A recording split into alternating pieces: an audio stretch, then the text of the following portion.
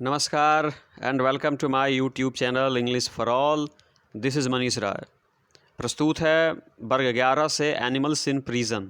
जी, प्रस्तुत है वर्ग 11 से एनिमल्स इन प्रिजन और आज animals in prison paragraph number 16 से शुरुआत होगी। आज एनिमल्स इन प्रिजन की शुरुआत पैराग्राफ नंबर 16 से होगी। एनिमल्स इन प्रिजन ये रचना है भारत के प्रथम प्रधानमंत्री पंडित नेहरू की, जो प्रकृति प्रेमी भी थे और इस चैप्टर से ये झलक भी रहा है कि नेहरू जी कितने बड़े प्रकृति के प्रेमी थे। आइए शुरुआत करते हैं। Dehradun had a variety of birds. बच्चों, देहरादून जेल में वैरायटी ऑफ बर्ड्स, विविध प्रकार के पक्षी थे। देहरादून जेल में विविध प्रकार के पक्षी थे। There was a regular jumble. Jumble देख रहे हैं ना, जंबल का मतलब घाल मेल या मिश्रण होता है। ऑफ सिंगिंग, देहरादून जेल में रेगुलर जंबल ऑफ सिंगिंग यानी पक्षियों की आवाज़ की एक वो हमेशा मिश्रण हुआ करती थी। एंड लाइवली, लाइवली का मतलब होता है जानदार, रोमांच से भरपूर। चैटरिंग, बच्चों चैटरिंग का अर्थ होता है वो पक्षियों के द्वारा दांतों की आवाज़ या पक्षियों की आवाज़, और ट्विटरिंग का मतलब होता है पक्षियों का चहचहाना। बच्चों, देहरादून जेल में विविध प्रकार के पक्षी थे। And there was a regular jumble of singing and lively chattering and twittering. और बच्चों उस जेल में पक्षियों के सिंगिंग, पक्षियों के चैटरिंग, पक्षियों के ट्विटरिंग, इसका हमेशा मिश्रण एक हुआ करता था, सुनाई पड़ता था। एंड हाई एवव इट ऑल, और इस सबसे ऊपर, पक्षियों के चैटरिंग, सिंगिंग, ट्विटरिंग से ऊपर, came the coils plaintiff call. बच्चों प्लेंटिव का मतलब होता है दुखी आवाज़ में या मतलब यूँ कहें कि शिकायत भरी लहजे में, और कॉल का मतलब होता है आवाज़ या पुकार।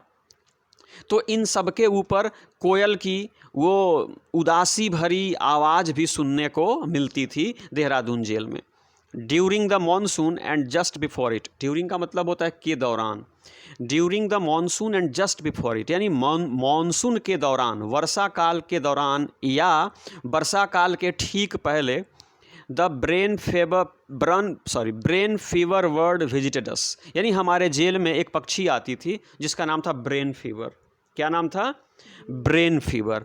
And I realised soon why it was so named, और मुझे शीघ्र ही पता चला, आई रियलाइज्ड सून, मुझे शीघ्र ही पता चला, why it was so named, कि क्यों इस पक्षी का नाम ब्रेन फीवर पड़ा, जो वर्षा काल के दौरान या वर्षा काल के ठीक पहले हमारे जेल में आती थी। It was amazing the persistence. बच्चों जो ये परजिस्टेंस देख रहे हैं ना, इसका मतलब है दृढ़ता। It was amazing the persistence with which it went on repeating the same notes in day time and at night, in sunshine and in pouring rain. बच्चों इन डे टाइम का मतलब होता है दिन में, एट नाइट का मतलब होता है रात में, इन सनशाइन का मतलब होता है धूप में, एंड इन पोरिंग रेन का मतलब होता है मूसलाधार वर्षा में। यानी उस पक्षी का नाम ब्रेन फीवर क्यों पड़ा, समझिएगा। बच्चों दिन हो या रात हो, धूप हो या बारिश हो, वह जो पक्षी थी ना, एक ही दृढ़ता से went on repeating the same notes, एक ही आवाज़, एक ही ध्वनि, एक ही संगीत अपने मुंह से निकाला करती थी। चाहे दिन हो, चाहे रात हो, धूप हो या मूसलाधार बारिश हो, वह हमेशा एक ही नोट्स, एक ही आवाज़ अपने मुंह से निकालती रहती थी। इतनी दृढ़ किस्म की वह पक्षी थी, इसलिए उसका नाम पड़ा था brain fever. We could not see most of these birds. Pandit ji कह रहे हैं कि we could not see most of these birds, इन अधिकांश पक्षियों को हम देख नहीं सकते थे। We could only hear them as a rule as there were no trees in our little yard. चूँकि हमारे छोटे से यार्ड में कोई वृक्ष नहीं थे, पौधे नहीं थे, पेड़ नहीं थे, इसलिए हम उन पक्षियों को देख नहीं पाते थे। We could only hear them, केवल हम उनकी आवाज़ों को सुन सकते थे। But I use to watch the eagles and kites, कह रहे हैं but I use to watch, लेकिन मैं देखा करता था द ईगल्स, गरुड़ को, एंड काइट्स, पतंगों को, gliding gracefully high up in the air, आकाश में बहुत ऊंचे मनोहरतापूर्वक ग्लाइडिंग, सरकते हुए, उड़ते हुए मैं ईगल्स को और काइट्स को गौर से देखा करता था। समटाइम्स स्वीपिंग डाउन, कभी कभी, समटाइम्स का मतलब होता है कभी कभी, स्वीपिंग डाउन, बच्चों स्वीपिंग डाउन का मतलब होता है एकाएक नीचे की ओर उड़कर आना। कभी कभी ये जो ईगल्स होते थे ना, एकाएक नीचे की ओर उड़ करके आते थे।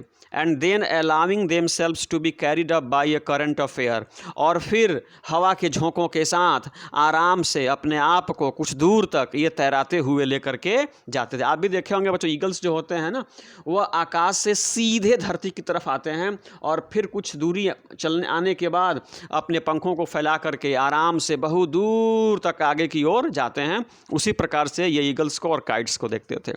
ऑफन, अक्सर, a horde of wild ducks would fly over our heads, अक्सर देहरादून जेल में हमारे सर के ऊपर से भारी संख्या में वाइल्ड डक्स, यानी जो जंगली डक्स होते थे ना, बतख होते थे, वे हमारे सर के ऊपर से उड़ते हुए आते थे और जाते थे। पैराग्राफ नंबर 17 देखते हैं बच्चों। There was a large colony of monkey in Bareilly jail, बच्चों बरेली जेल में बंदरों की एक बहुत बड़ी कॉलोनी थी, यानी बंदरों की एक बहुत बड़ी बस्ती थी, बंदरों का एक बहुत बड़ा घर था। कहाँ पे? बरेली जेल में। कहाँ पे? बरेली जेल में। एंड देयर एंटिक्स, और जो ये एंटिक्स देख रहे हैं ना, ये बंदरों के करतब होते हैं। जो बंदर अपने हाथ पर हिलाते हैं, अपने मुंह को बनाते हैं, दांत दिखाते हैं ना, जो करतब दिखाते हैं, उसको एंटिक्स बोलते हैं। And their antics were always worth watching, और वर्थ वाचिंग का मतलब देखने के लायक। बच्चों बरेली जेल में बंदरों की एक बहुत बड़ी कॉलोनी थी। एंड देयर एंटिक्स, और बंदरों के जो करतब थे ना, वे आर ऑलवेज वर्थ वॉचिंग, हमेशा देखने के लायक हुआ करते थे। वन इंसिडेंट इम्प्रेस्ड मी, एक घटना, वन इंसिडेंट, एक घटना, इम्प्रेस्ड मी, मुझको बहुत प्रभावित किया, नेहरू जी कहते हैं। A baby monkey manage to come down into our barrack enclosure, बच्चों एक बेबी मंकी यानी एक बंदर का बच्चा, बंदर का एक बच्चा किसी प्रकार से came down into our barrack enclosure, किसी प्रकार से हमारे बैरक के चारदीवारी के अंदर आ गया, किसी प्रकार से वो हमारे बैरक में चला आया। कौन? बंदर का एक बच्चा। And could not mount up the wall again, और फिर से वो दीवारों के सहारे पेड़ पे चढ़ नहीं सका। यह घटना मुझे बहुत प्रभावित की कि एक बार बंदर का एक बच्चा हमारे बैरक में चला आया और वह फिर दीवारों पे चढ़ नहीं सका, पेड़ पे चढ़ नहीं सका। The warder and some convict overseers and other prisoners caught hold of him, वो जो वार्डर देख रहे हैं ना, इसका मतलब होता है कैदियों का रक्षक, पहरेदार या चौकीदार, और ओवरसीयर्स का मतलब निरीक्षक होता है। तो उस जेल में जो कैदियों के वार्डर थे ना, जो चौकीदार थे, जो ओवरसीयर थे, एंड अदर प्रिजनर्स, अन्य कैदियों ने कॉट होल्ड ऑफ हिम, उस बंदर के बच्चे को पकड़ लिया। कॉट होल्ड ऑफ हिम, उस बंदर के बच्चे को पकड़ लिया। And tied a bit of a string round his neck, और उसके गर्दन में है ना रस्सी बांध दी। बच्चों टाई का मतलब होता है बांधना, स्ट्रिंग का मतलब रस्सी या धागा। बच्चों क्या हुआ कि अन्य कैदियों ने, ओवरसीयर्स ने, वार्डर ने बंदर के बच्चे को पकड़ लिया और उसके गले में रस्सी बांध दी। द पेरेंट्स प्रिज्यूमेबली का मतलब है संभवतः। The parents of the little one, उस छोटे से बच्चे के माँ बाप, saw all this from the top of the high wall, दीवार के ऊपर से इस बच्चे के माँ बाप, शायद माँ बाप होंगे इस बच्चे के, सब कुछ देख रहे थे। दीवार के ऊपर से इस छोटे से बंदर के बच्चे के माँ बाप संभवतः थे, सब कुछ देख रहे थे। एंड देयर एंगर ग्रू, और माँ बाप के गुस्सा, माँ बाप का गुस्सा, एंगर मीन्स गुस्सा, ग्रू बढ़ता गया।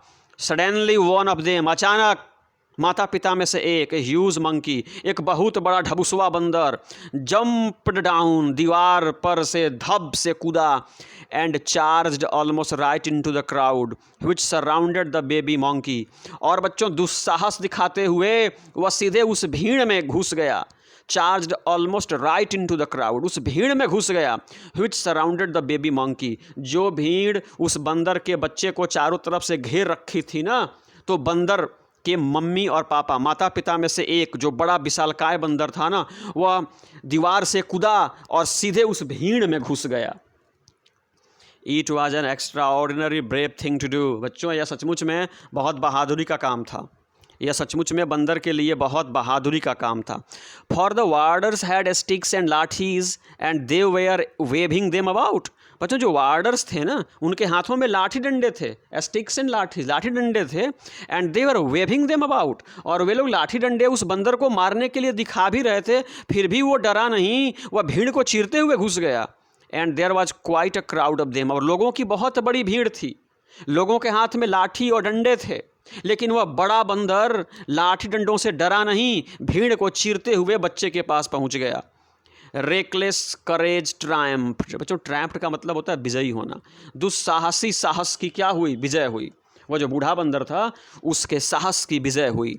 And the crowd of humans fled terrified. और जो क्राउड ऑफ ह्यूमन्स था ना, जो लोगों की वहाँ पे भीड़ थी, फ्लेड भाग गए, टेरिफाइड डर करके सारे लोग भाग गए। लिविंग दियर स्टिक्स बिहाइंड देम, लाठी डंडा को वहीं पे छोड़ बंदर के डर से सब लोग भाग गए।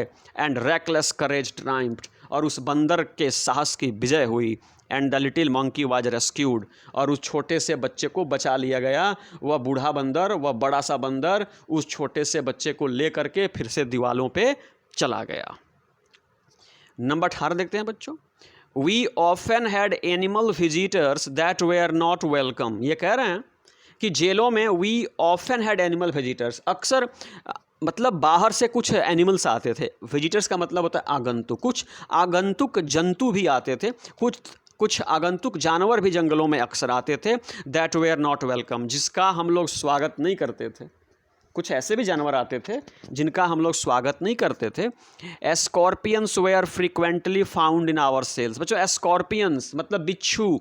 वेयर फ्रीक्वेंटली मतलब बार बार, बारंबार, अक्सर, फाउंड इन आवर सेल्स, हमारे सेल्स में अक्सर बिच्छू पाए जाते थे। Specially after a thunder storm. बच्चों थंडर स्टॉर्म का मतलब होता है आंधी पानी। जब गरज के साथ, तूफान के साथ, आंधी के साथ जब वर्षा होती है ना, उसको बोलते हैं थंडर स्टॉर्म। तो जब आंधी पानी होती थी ना, जब गरज और कड़क होती थी, तब अक्सर हमारे जेल में बिच्छू निकल जाते थे। It was surprising that I was never stung by one. It was surprising, यह बच्चों चौंकाने वाली बात थी। That I was never stung by one, कभी किसी बिच्छू ने मुझे डंक नहीं मारा। पंडित जी कहते हैं इट वॉज सरप्राइजिंग, यह चौंकाने वाली बात है। दैट का मतलब कि I was never stung by one, कि कभी किसी बिच्छू ने मुझे डंक नहीं मारा। For I would come across them in the most unlikely places. बच्चों क्योंकि आई वुड कम अक्रॉस का मतलब अचानक सामना होना, यानी इन बिच्छुओं से अक्सर मेरा सामना होता था उन स्थान, अनलाइकली प्लेसेज, ऐसे स्थानों पे जहाँ कल्पना नहीं की जा सकती। जैसे ऑन माई बेड, कभी कभी मेरे बिस्तर पे ही बिच्छू मिल जाते थे। और sitting on a book which I just lined up, और जिस किताब को मैंने अभी अभी लाइंड अप किया था, जिस पुस्तक को मैंने अभी अभी उठाया था, उस किताब पर भी बैठे हुए बिच्छू मिल जाते थे, लेकिन कभी किसी ने मुझे काटा नहीं था। ये बड़ा सरप्राइजिंग था। I kept a particularly black and poisonous looking brute in a bottle. Nehru ji कहते हैं कि आई केप्ट, मैंने रखा था, particularly black and poisonous looking brute, एक काले और जहरीले पशु को, मतलब बिच्छू को, इन ए बॉटल। पंडित जी कहते हैं कि मैंने एक बॉटल में फॉर सम टाइम, कुछ समय के लिए, एक जहरीले जानवर को, एक बिच्छू को पाला था।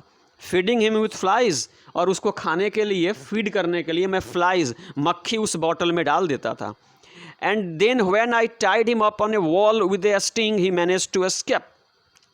और कह रहे हैं कि एक दिन When I tied him, जब मैंने उस स्कॉर्पियन को, उस बिच्छू को एक धागे से दीवार पे बांध दिया, he managed to escape, वो भागने में सफल हो गया। यानी एक बॉटल में पंडित जी एक बिच्छू को रखे हुए थे, उसको खाने के लिए मक्खियाँ भी दिए हुए थे, लेकिन एक दिन उसको रस्सी से बांध दिए ना दीवार पे, तब वो भागने में सफल हो गया। I had no desire to meet him loose again, यानी उस जीव से फिर से मुझे अब मिलने की कोई डिज़ायर नहीं है, कोई इच्छा नहीं है, अब मैं उससे मिलना नहीं चाहता, उसको फिर से बॉटल में बंद करना नहीं चाहता। And so I cleaned my cell, इसलिए मैंने अपने सेल को साफ़ किया। And hunted for him everywhere, हर जगह उसको ढूंढा कि वह बिच्छू कहाँ है। बट ही हैड वैनिस्ड, गायब हो जाना, लेकिन वह गायब हो चुका था, वह लुप्त हो चुका था, वह मुझसे फिर मिला नहीं, और मुझे उससे मिलने की अब तमन्ना भी नहीं थी। बच्चों नंबर 19 में देखते हैं, लिखा हुआ है कि 3 or 4 snakes were also found in my cells or near them। कह रहे 3-4 सांप, 3 or 4 snakes, 3-4 सांप were also found in my cells, मेरी कोठरी में 3-4 सांप भी मिले थे। नियर देम, मेरी कोठरी में या मेरे सेल के करीब 3-4 सांप भी मिले थे। News of one of them got out, एक बार उनमें से एक की खबर बाहर चली गई कि पंडित जी के सेल में सांप निकले हुए हैं। And there were headlines in the press, और अखबार में वह सुर्खी बन गई थी, मुख्य समाचार बन गया था कि पंडित जी के सेल में सांप निकला हुआ है। As a matter of fact, कह रहा है कि सचमुच में आई वेलकम्ड द डाइवर्जन, सांपों का समाचार अखबारों में निकलना मैंने उसका स्वागत किया। आई वेलकम्ड द डाइवर्जन, डाइवर्जन का मतलब होता है हैप्पी चेंज, यानी उस परिवर्तन को मैं पसंद करता हूँ, उसका मैं स्वागत करता हूँ। चूँकि जेल में जो लाइफ होता है ना, आगे पढ़िए, prison life is dull enough. Prison life यानी जो कैद का जीवन है, जेल का जीवन है, डल इनफ, बड़ा उदास होता है, बड़ा उदासी भरा होता है। And everything that breaks through the monotony is appreciated. और बच्चों, वह हर घटना या वह हर चीज़ जो ब्रेक थ्रू करती है, यानी जो भेदती है, भेद का रास्ता बनाती है, मोनोटोनी, निरस्ता या विरसता को, इज अप्रिसिएटेड, उसकी बड़ाई, प्रशंसा, तारीफ की जाती है। मतलब नेहरू जी कह रहे हैं कि जेल का जो जीवन होता है ना, वह बड़ा ही नीरस सा होता है, बड़ा उदासी सा होता है। इसलिए वह हर चीज़ जो जेल की नीरसता को, मोनोटोनी को, है ना, ब्रेक थ्रू करती है, तोड़ती है ना, उसको समाप्त करती है, हम लोग उस घटना को अप्रिसिएट करते हैं, उस घटना की हम लोग तारीफ़ करते हैं। Not that I appreciate or welcome snakes but they don't fill me with terror as they do some people. कह रहे हैं not that I appreciate or welcome snakes, ऐसा नहीं है कि मैं अप्रिसिएट करता हूँ, मैं सांपों की भी तारीफ़ करता हूँ और वेलकम, और उनका भी स्वागत करता हूँ। क्योंकि सांप और बिच्छू ऐसे जीव हैं जिनका स्वागत संभवतः नहीं किया जाना चाहिए। तो नेहरू जी कह रहे हैं ऐसा नहीं है कि मैं उन्हें अप्रिसिएट करता हूँ या मैं उनको वेलकम करता हूँ। बात यह है कि but they don't fill me with horror as they do some people. लेकिन सांप जो होते हैं ना, सांप से कुछ लोग बहुत डरते हैं, तो उन लोगों की तरह मैं सांपों से हॉरर, मैं नहीं डरता, मैं भय नहीं खाता हूँ जैसा कि बहुत सारे लोग खाते हैं। यही अंतर है अन्य लोगों में और मेरे में। I am afraid of their bite, लेकिन सांपों के काटने से मैं डरता हूँ। कह रहे हैं कि सांप को देख करके मेरे मन में कोई वो हॉरर नहीं, डर नहीं होता है जैसे कि लोग डरते हैं, लेकिन I am afraid of their bite, लेकिन मैं सांपों के काटने से डरता हूँ, of course. And would protect myself if I saw snake, जब कभी मैं सांप देखता हूँ तो अपने आप को सांपों से मैं बचाता हूँ, क्योंकि मुझे सांपों से नहीं, सांपों के काटने से डर लगता है। But there would be no feeling of repulsion or overwhelming fright. कह रहे हैं कि but there would be no feeling of repulsion, repulsion का मतलब होता है बच्चों डिसलाइक्स, स्ट्रॉन्ग डिसलाइक्स। कह रहे हैं लेकिन मेरे मन में सांपों के प्रति कोई रिपल्सन नहीं है, कोई घृणा, कोई द्वेष और ओवरवेलमिंग फ्राइट नहीं होता है। कौन कह रहे हैं बच्चों? नेहरू जी। ओवरवेलमिंग कोई फ्राइट नहीं होता, कोई रिपल्सन नहीं होता है। सेंटीपिड्स, सेंटीपिड्स मतलब होता है बच्चों कनखजूरा, जिसको गोजर बोलते हैं, जिसके बहुत सारे पैर होते हैं। हॉरिफाई मी मच, ये मुझको बहुत डराते हैं। सांप से मैं कम डरता हूँ, सेंटीपिड्स हॉरिफाई मी मच मो, ये मुझे बहुत डराते हैं। कौन? कनखजूरा, जिसको हम लोग अपने गाँव में गोजर कहते हैं। It is not so much fear as instinctive repulsion in Alipur jail in Kolkata. कह रहे हैं कोलकाता के अलीपुर जेल में जब मैं बंद था, I woke in the middle of the night, मैं आधी रात को जगा, मैं रात के 12 बजे जगा। I woke in the middle of the night, मैं रात के 12 बजे जगा। पंडित जी बोल रहे हैं कि जब मैं अलीपुर जेल कोलकाता में बंद था तो मैं रात के 12 बजे जगा। And felt something crawling over my foot, और मैंने महसूस किया, फेल्ट मैंने महसूस किया, क्रॉलिंग ओवर माई फुट, कि कोई जीव मेरे पैरों पे क्रॉल कर रहा है, रेंग रहा है। रात के 12 बजे थे और मैं कोलकाता के अलीपुर जेल में बंद था। मैंने महसूस किया कि मेरे पैर पे कोई जीव रेंग रहा है। आई press the torch I had, मेरे पास एक टॉर्च था, मैंने टॉर्च को प्रेस किया, मैंने टॉर्च को जलाया। एंड आई सा ए सेंटीपिड ऑन द बेड, और मैंने देखा कि मेरे बिस्तर पे और कोई नहीं बल्कि एक कनखजूरा था, एक गोजर था। और आपको पहले से ही पता है मैं गोजरों से बहुत डरता हूँ। Instinctively went with amazing rapidity, बहुत तेज़ी के साथ, अमेजिंग रैपिडिटी, बहुत तेज़ी के साथ। आई वॉल्टेड, मैं बिस्तर से कूद गया। I vaulted means I jumped, मैं बिस्तर से कूद गया। Clearly out of that bed and nearly hit the cell wall, मैं इतनी मजबूती से कूदा बेड से कि मैं बेड से कूद करके इतना, मतलब पंडित जी कह रहे हैं इतना ज़ोर से कूदा कि मैं बिस्तर से कूद गया और दीवार में टकराते टकराते बचा। अगर टकरा गया होता तो मेरे सिर फूट गए होते, इतनी मजबूती से मैंने बिस्तर से छलांग लगा दी। आई रियलाइज्ड फुली, उस दिन मुझे पूर्ण रूप से एहसास हुआ। देन व्हाट पाब्लोज रिफ्लेक्सेस हुआ, तब वो पाब्लोज जो है ना, उनके रिफ्लेक्सेस क्या थे बच्चों? पाब्लोज के बारे में आप लोग जानते होंगे, पाब्लोज के जो रिफ्लेक्सेस क्या हैं। इन्होंने बताया था कि फिजिकल रिएक्शन होता है। उस दिन मैं समझा कि पाब्लोज के रिफ्लेक्सेस क्या होते हैं, किस प्रकार से मैं इस कदर उछला कि पलंग कौन कहे, बेड कौन कहे, दीवार से टकराते टकराते मैं बचा। इस कदर मैं भयभीत रहता था, किससे? सेंटीपिड से। आइए बच्चों, आज की वीडियो का अंतिम paragraph number 20। In Dehradun I saw a new animal और rather an animal which was new to me. Pandit ji कह, देहरादून जेल में I saw a new animal, मैंने एक नए जानवर को देखा, और rather an animal which was new to me, शायद वह जानवर ऐसा था जो मेरे लिए नया हो। अन्य लोगों के लिए भले नया ना हो, लेकिन मेरे लिए या तो वह नया था या मैंने उस जानवर को पहली बार देखा था। I was standing at the jail gate talking to the jailer, मैं जेल गेट पे खड़ा था और जेलर से बात कर रहा था। When he noticed a man carrying outside a strange animal, तब मैंने देखा, जेलर ने भी देखा कि ए मैन, एक आदमी, आउटसाइड, बाहर, कैरिंग ए स्ट्रेंज एनिमल, एक अजीब जानवर को, एक अद्भुत जानवर को, एक विचित्र जानवर को लेकर के जा रहा था। मैंने देखा, जेलर ने भी देखा। The jailer sent for him, जो सेंट फॉर है ना, बुलवा लेना। The jailer sent for him, jailer ने उस आदमी को बुलवा लिया। एंड आई सा something between A lizard and A crocodile, और मैंने देखा कि वह जो स्ट्रेंज एनिमल था ना, वह न तो लिजार्ड था और न क्रोकोडाइल था। मतलब वह छिपकली के भी उसमें कुछ गुण थे और क्रोकोडाइल, और उसमें घड़ियाल के भी कुछ गुण थे। मतलब छिपकली और घड़ियाल के बीच का जानवर मुझको वह प्रतीत हुआ। अबाउट 2 फीट लॉन्ग, लगभग 2 फीट लंबा था। विथ क्लॉज, उसके भी पंजे थे। एंड ए स्केली कवरिंग, और मछली की तरह उसके शरीर के आवरण थे, चोइयादार आवरण थे। 2 फीट लंबा था, उसके पंजे भी थे, और लिजार्ड और क्रोकोडाइल के बीच का वह जानवर प्रतीत हो रहा था।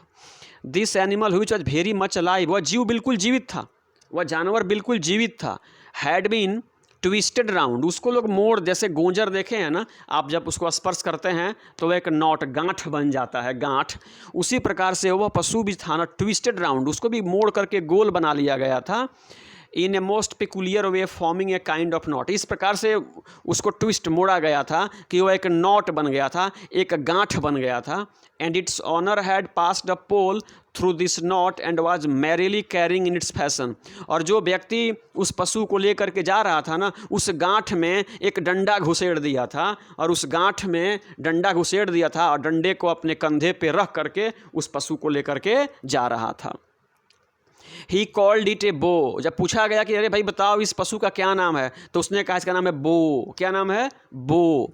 When asked by the jailer, जब जेलर ने पूछा what he proposed to do with it, अरे भाई इस जानवर का क्या करोगे, जब जेलर ने पूछा कि इस जानवर का क्या करोगे, he replied with a broad smile, चेहरे पे बड़ी मुस्कान के साथ उस व्यक्ति ने रिप्लाई किया, जवाब दिया, that he would make भुज्जी a kind of curry, कि इस पशु का, इस जानवर का हम लोग भुज्जी बनाएंगे। भुज्जी क्या है भाई? एक काइंड ऑफ curry, ये एक प्रकार का दाल है, दाल की तरह का ये खाद्य पदार्थ है, तो हम लोग इस पशु का भुज्जी बनाएंगे।